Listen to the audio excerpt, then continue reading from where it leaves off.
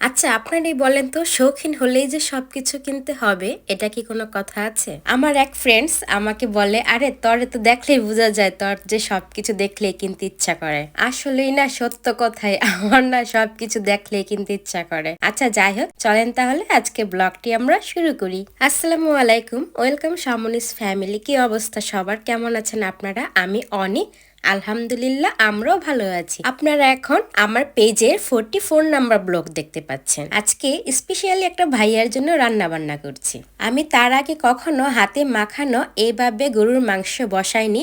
আজকেই ফার্স্ট আমি এভাবে গরুর মাংসটা রান্না করব। তাছাড়া এখানে দুই রকম ডাল আছে, চানা ডাল আর মসুর ডাল। এই ডালগুলো চালগুলো একসাথে মিক্স করে আমি একটা মজাদার খিচুড়ি রান্না করব। খিচুড়িটা যে মজাদার সেটা কিন্তু আমি বলি না, যে ভাইয়াটার জন্য রান্না করছি সেই ভাইয়াটা আমার হাতের গরুর মাংস আর এই বাসমতি চালের খিচুড়িটা তার খুব খুব খুব পছন্দের।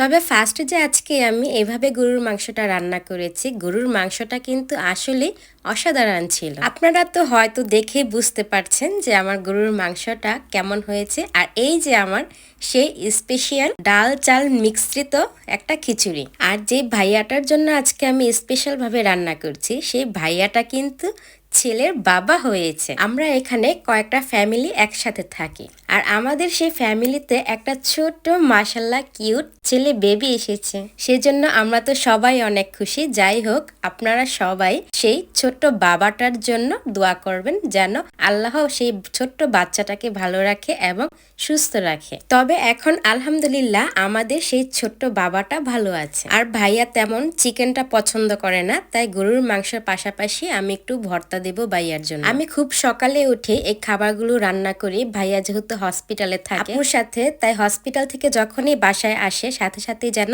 খাবারগুলো খেতে পারে। তাই সমুসান বাসায় আসার সাথে সাথে আমি তাকে দিয়ে ভাইয়ার কাছে খাবারগুলো পাঠিয়ে দিই। আর এটা হচ্ছে তার পরের দিন। আর আমরা এখন যাচ্ছি মায়াবাসী এওন শপিং মলে। আজকে আমাদের শপিং মলে তেমন কোনো কাজ নেই, তবে আজকে যাওয়া হচ্ছে অন্যদের জন্য।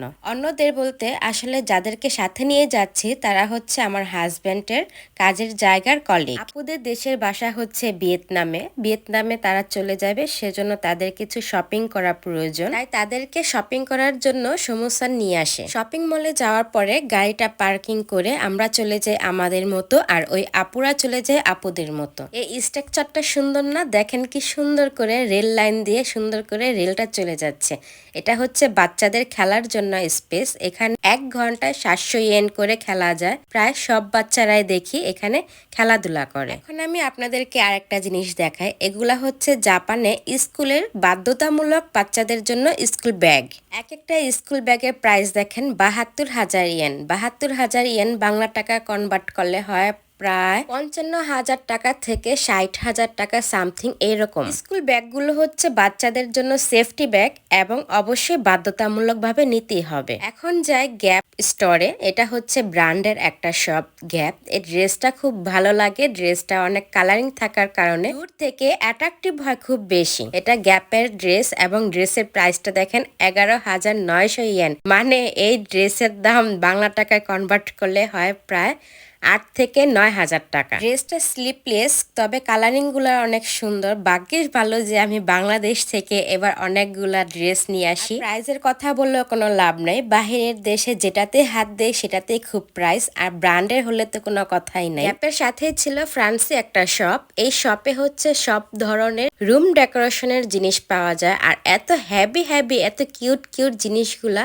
চোখে লেগে থাকার মতো। এগুলা দেখে মনে হচ্ছে বাংলাদেশের চড়ুই পাখির মতো। এগুলা যখন অ্যাক্টিভ থাকে তখন মোবাইলটা এটার সামনে নিয়ে গেলে এটার একটা মিউজিক বাজা শুরু হয়। এই শপটার মধ্যে যা কিছুই আছে সবকিছু হচ্ছে মেড ইন জাপান এবং মেড ইন ফ্রান্স। এই ওয়াল ক্লক গুলা সুন্দর না? এই ওয়াল ক্লক গুলা কিন্তু রুমে সেটিং করলে একটা অ্যাট্রাকটিভ ভাইব আসে। এটা একটা স্যাম্পল রাখা, স্যাম্পলটা চেক করে নেওয়া যাবে যে স্মেলটা কিরকম। এটা হচ্ছে রুমের জন্য, এগুলা রুমে রাখলে রুম থেকে একটা ফ্রেশ স্মেল আসে। যার স্যাম্পল দেখে যে স্মেলটা ভালো লাগে সেই স্মেলটাই নেবে।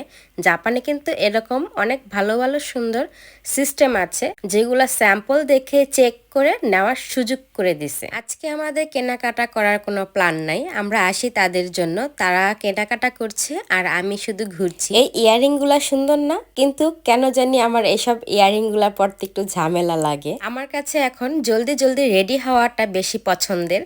একটা ড্রেস পরবো, হেজাব ক্যারি করবো, হালকা পাতলা একটু লিপস্টিক দিব, দেন বের হয়ে যাব, এরকম একটা অবস্থা আমার। আমি এখন যে শপটাতে আছি এটার নাম হচ্ছে H&M শপ। এই শপের প্রতিটা কালেকশন আমার খুব পছন্দের। এই শপটাতে 0 সাইজ থেকে শুরু করে এমন কোনো সাইজ নাই যেটা না পাওয়া যায়, এবং কি চেক করলে কিন্তু দেখা যায় এখানে মেড ইন বাংলাদেশের প্রোডাক্টও কিন্তু পাওয়া যায়। এটাই ছিল আমাদের আজকে মার্কেটে ঘোরাঘুরি। আমাদের আজকে কোনো কিছুই কেনা হয় না, তাদের জন্যই আসা। কেনাকাটা ঘোরাঘুরি শেষ হলে দুপুরে খাবার বাহিরে খেয়ে তারপরে বাসায় চলে আসি। আচ্ছা, তাহলে আজকে বিদায় নিচ্ছি, দেখা হবে আপনাদের সাথে নতুন কোনো ব্লগে। প্লিজ আপনারা আমাকে যেভাবে সাপোর্ট করছেন সেভাবে সাপোর্ট করে যাবেন। আমার পেজটিতে লাইক, ফলো এবং শেয়ার করতে কিন্তু ভুলবেন না। এবং আজকে ব্লগটি দেখার জন্য আপনাদের সবাইকে থ্যাংক ইউ। আপনারা সবাই ভালো থাকবেন, সুস্থ থাকবেন এবং আমাদের জন্য দোয়া করবেন। আজকে বিদায় নিচ্ছি, আল্লাহ হাফিজ।